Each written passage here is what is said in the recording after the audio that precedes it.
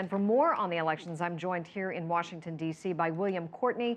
He's an adjunct senior fellow at the RAND Corporation, and he is also a former U.S. ambassador with insight into Russian, Ukrainian, and Eurasian affairs. Welcome back to the program. Thank you. Thank you, Susan. So no surprise there. We see that Petro Poroshenko is getting what he wants. But the question, I guess, is will the reforms that he's seeking be as deep? The reforms are of two kinds. One are democratic reforms. The other are economic reforms, fundamentally. On the democratic side, Ukraine has been a tremendous success thus far. It's had several elections in which opposition parties have won and been able to take seats in government. Now it's had an almost existential security crisis, and yet democracy has continued in Ukraine. An election for Petro Poroshenko took place, which looks like it was a fair election, and this election is likely to be free and fair.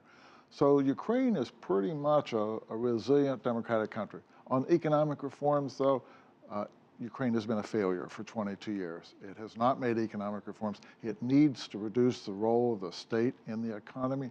It needs to privatize and demonopolize. That's the only way to fight corruption.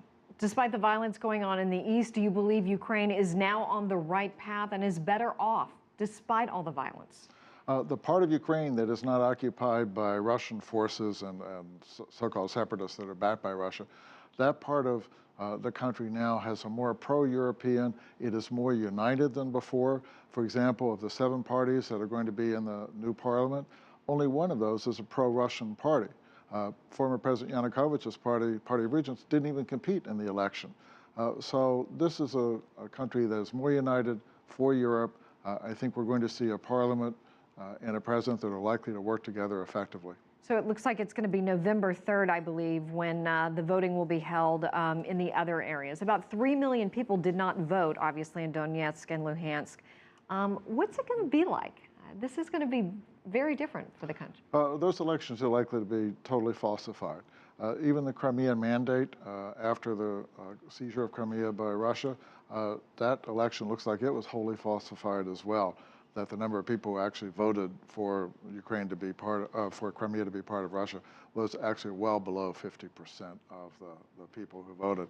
So those elections are not to be trusted and not really to be taken seriously. What's important is that well over 80%, well over 4/5 of the country have voted now in this new election. Okay. What about the ties with Russia and the new parliament? There's the gas crisis. Russia is expected to cut off supplies to Ukraine in June. How is the election going to affect this? Well, Russia's made clear that Ukraine has to prepay for gas. This is where Europe comes in. Europe has to help Ukraine through this crisis. And I think Europe will do that. They've really stepped up. They've treated Ukraine as a European country to an extent that they would not have done a couple of decades ago. They need to step up. But Poroshenko is quite clear. He wants to take Ukraine toward Europe, but he also wants to cooperate with Russia. So we're not going to see a parliament or a president that are trying to turn their backs on Russia. They realize that Russia is important. All righty. William Courtney, thank you so much for walking us through this. We really appreciate it. You're welcome.